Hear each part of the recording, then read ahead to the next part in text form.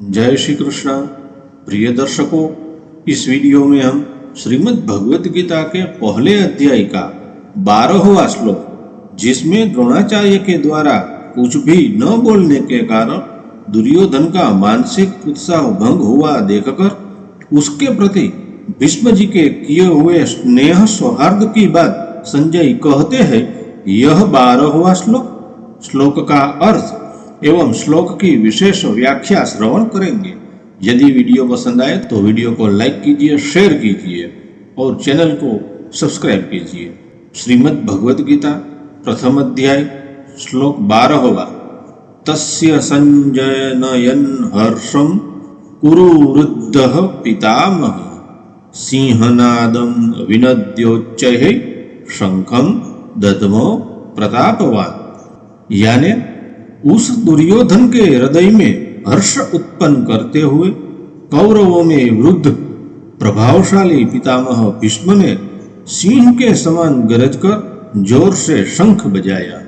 इस श्लोक की व्याख्या देखें। श्लोक में प्रथम आया है तस्य संजयनयन हर्षम, यानी यद्यपि दुर्योधन के हृदय में हर्ष होना शंख ध्वनि का कार्य है और शंख ध्वनि कारण है, इसलिए यहाँ शंख ध्वनि का वर्णन पहले और हर्ष होने का वर्णन पीछे होना चाहिए।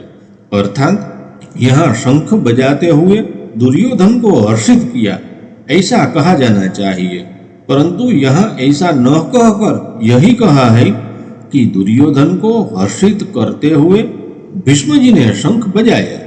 कारण कि ऐसा कहकर संजय यह भाव प्रकट कर रहा है कि पितामह भीष्म की शंखवादन क्रिया मात्र से दुर्योधन के हृदय में हर्ष उत्पन्न हो ही जाएगा।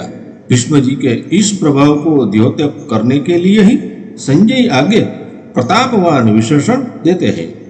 तत्पश्चात कुरुवृद्धः, यानी यद्यपि कुरुवंशियों में आयु की दृष्टि से भीष्म जी से भी अधिक वृद्ध बाहविक थे, जो कि भीष्म जी के पिता शांतनु के छोटे भाई थे, तथा कुरुवंशियों में जितने बड़े बूढ़े थे उन सब में भीष्म जी धर्म और ईश्वर को विशेषता से जानने वाले थे।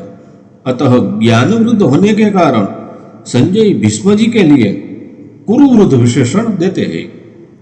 फिर प्रतापवान, यानी भीष्म जी के त्याग का बड़ा प्रभाव था। वे कनक कामिनी के त्यागी थे, अर्थात उन्होंने राज्य भी स्वीकार नहीं किया था और विवाह भी नहीं किया। भीष्म जी अस्त्र शस्त्र को चलाने में बड़े निपुण थे और शास्त्र के भी बड़े जानकार थे। उनके इन दोनों गुणों का भी लोगों पर बड़ा प्रभाव था। जब अकेले भीष्म अपने भाई विचित्रवीर्य के लिए काशीराज की कन्याओं को स्वयंवर से हरकर ला रहे थे, तब वहां स्वयंवर के लिए इकट्ठे हुए सब क्षत्रिय उन पर टूट पड़े, परंतु अकेले भीष्म जी ने उन सबको हरा दिया। जिससे भीष्म अस्त्र शस्त्र की विद्या पढ़े थे, उन गुरु परशुराम जी के सामने भी उन्होंने अपनी हार स्वीकार नहीं की। इस प्रकार शस्त्र के विषय में उनका क्षत्रियों पर बड़ा प्रभाव था। जब भीष्म जी सरशैया पर सोए थे, तब भगवान श्री कृष्ण ने धर्मराज से कहा कि आपको धर्म के विषय में कोई शंका हो तो भीष्म जी से पूछ ले, क्योंकि शास्त्र ज्ञान का सूर्य अस्ताचल को जा रहा है। अर्थात भीष्म जी इस लोक से जा रहे हैं। इस प्रकार शास्त्र के विषय में उनका दूसरों पर बड़ा प्रभाव था। तत्पश्चात श्लोक में ही पितामह, इस पद का आशय यह मालूम होता है कि दुर्योधन के द्वारा चालाकी से कही गई बातों का द्रोणाचार्य ने कोई उत्तर नहीं दिया। उन्होंने यही समझा कि दुर्योधन चालाकी से मेरे को ठगना चाहता है, इसलिए वे चुप ही रहे। परंतु पितामह होने के नाते, यानी दादा होने के नाते, भीष्म जी को दुर्योधन की चालाकी में उसका बचपना दिखता है। अतः पितामह भीष्म द्रोणाचार्य के समान चुप न रहकर वात्सल्य भाव के कारण दुर्योधन को हर्षित करते हुए शंख बजाते हैं।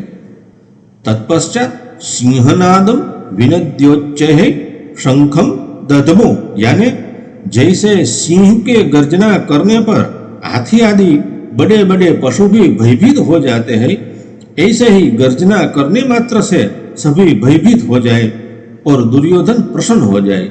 इसी भाव से भीष्म जी ने सिंह के समान गरज कर जोर से शंख बजाया।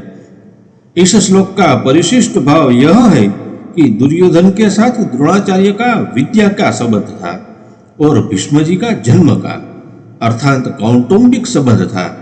जहां विद्या का संबंध होता है वहां पक्षपात नहीं होता, पर जहां कौटुंबिक संबंध होता है वहां स्नेहवश पक्षपात हो जाता है। अतः दुर्योधन के द्वारा चालाकी से कहे गए वचन सुनकर द्रोणाचार्य चुप रहे, जिससे दुर्योधन का मानसिक उत्साह भंग हो गया। परंतु दुर्योधन को उदास देखकर कौटुंबिक स्नेह के कारण भीष्म जी शंख बजाते हैं। प्रिय दर्शकों, आप सुन रहे थे श्रीमद् भगवत गीता के प्रथम अध्याय का 12वां श्लोक का अर्थ एवं विशेष व्याख्या। यदि वीडियो पसंद आया हो तो वीडियो को लाइक कीजिए, शेयर कीजिए और चैनल को सब्सक्राइब न की हो या चैनल पे नए हो तो चैनल को सब्सक्राइब कीजिए। फिर मिलेंगे नए वीडियो के साथ।